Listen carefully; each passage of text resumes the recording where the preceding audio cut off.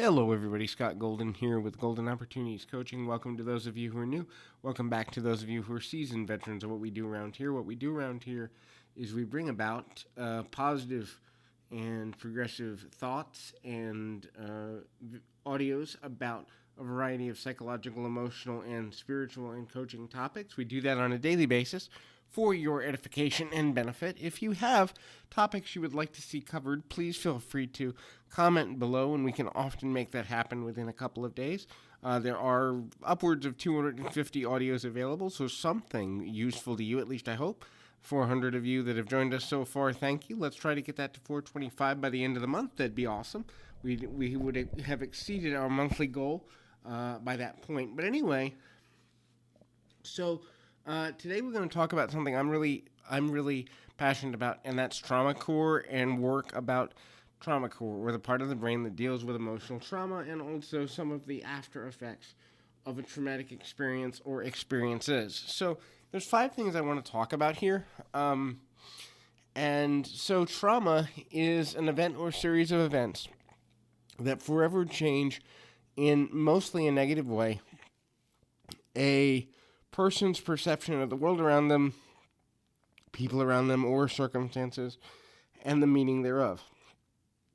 I would say that 95 to 98% of all mental illness was initiated by trauma. I would also say that 95 to 98% of people who engage in violent activity and crime and all sorts of other negative behaviors are rooted somewhere either in a childhood or early adulthood trauma. So trauma recovery and the effects of trauma long term are things that I think the psychological and emotional community understudies. My belief in this is backed by 13 years of professional experience, a 3-year understudy before that, and mentoring under a person with a background in the psychology of behavioral change before that. So over at least 20 years of my life has been dedicated to trauma core stuff. And I only give that background because I'm not just talking here. This is things that I've seen literally thousands of times. So a person that's been through trauma is going to show some basic signs.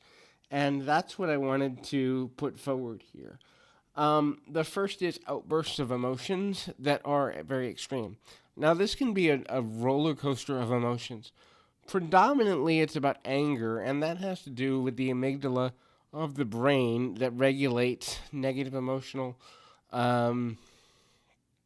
impulses. And so, anger stored and fear stored that doesn't have an outlet will come out as outbursts. Now, a lesser talked about reality is also that sadness and spurts of crying or spurts of just immense depression that will last. And I'm not talking about chronic depression, but I'm talking about just an immense feeling of sadness that comes over a person without cause, can often be triggered by a similar, if not the same, part of the brain.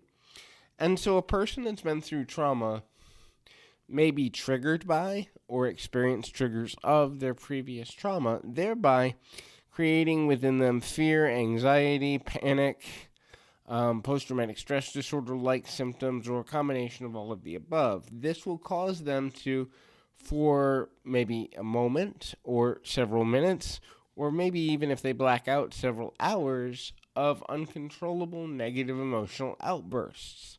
Many times people think this is because they are unaware of their surroundings, but again, I use the term blackout because they go to another place. In a lot of ways, they're reliving, sometimes through flashbacks, but other times just through emotional sensation, the original trauma or the feelings surrounding the first several minutes or hours after the initial trauma. For many of these people, a memory and recollection of what sends them there can be extremely difficult to recall when they come back down or come back to.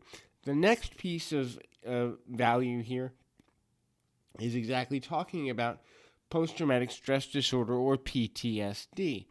This is a concept that is a mental disorder that comes after trauma.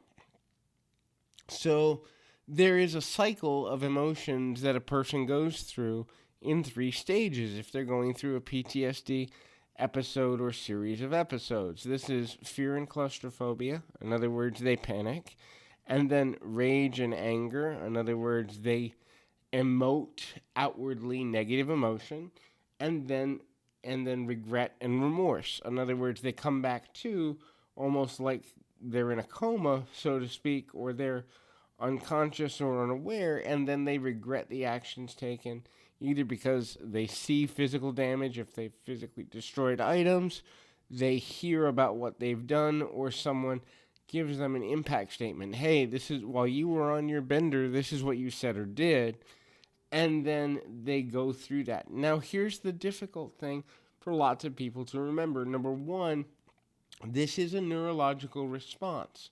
So if a person doesn't know how to stop that cycle, one, two, three, it'll repeat several times over the course of several weeks, several months, or in a really acute case, people can actually have PTSD attacks, including nightmares and flashbacks, every day or several many occurrences several times a day. So if a person is not getting proper treatment for their PTSD, which usually includes some sort of behavior modification techniques, mindfulness, awareness, sometimes medication to slow thinking, but it's a combined approach.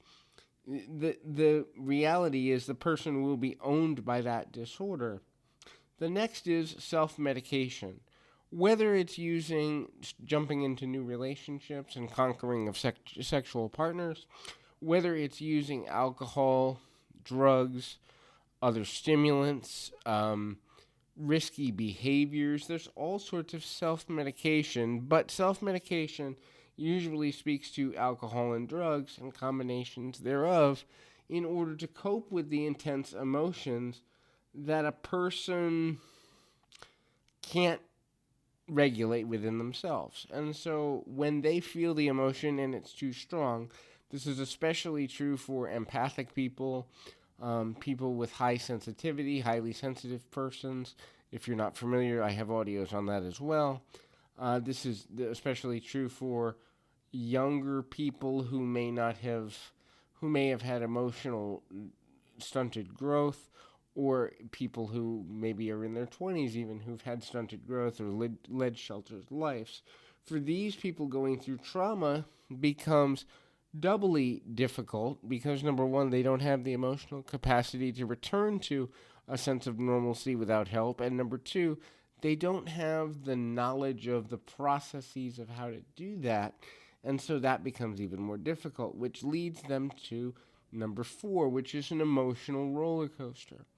Although the predominant emotions for trauma core individuals are negative, so anxiety, fear, depression, desperation, despair, anger, rage, they can also be extremes of euphoria or feeling like something is solved or complete when they find what they believe is a cure to their situation. So, when a person has that aha moment, but they haven't had the complete breakthrough, maybe they realize this isn't my fault, but they don't know how to apply that yet. Or maybe they realize that there's nothing I could have done to prevent this, but they haven't let go of the fact that somebody passed away or someone was injured.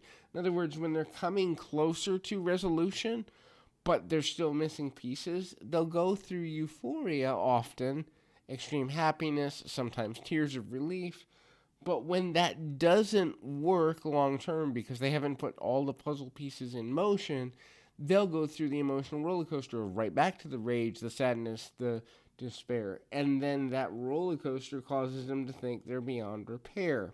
The last one is physical ailments from trauma. So, if a person has traumatic experiences and they go through, especially what I call daybacks, which are flashbacks when you're completely awake and aware, nightmares or flashbacks in smaller doses, their body obviously changes. So heart rate increases, pulse increases. Sometimes breathing becomes more shallow or quicker. Sometimes a person may feel nauseous, they may feel dizzy. There's a number of physical um, aspects to the physical after effects of trauma. Now, ima- imagine you have these particular, sorry, hiccups there. Imagine you have these particular processes for several weeks, several months, or even several years. Now you've got long term effects: higher blood pressure, developing of migraines, developing of ulcers, developing of even there's some early research or mid-level research that says cancer can develop from continual stress or continual emotional fluctuation toward the negative. There's people with higher pain levels and inflammation in their bodies over this. So the body, the physical body, can be negatively affected by the the emotional body not getting the level of support it needs. So these are the effects of trauma, and as you can see, just because the event or events are over does not mean, in fact, that the circumstances have left a person behind, and that can become even more damaging when a person doesn't feel they can find freedom. So hopefully this is helpful for you, and I hope that if you have someone in your life who's dealing with trauma or has dealt with trauma, that you encourage them to get some form of assistance. Until next time, I encourage you keep your feet on the ground, your mind in the moment. Until next time, everybody.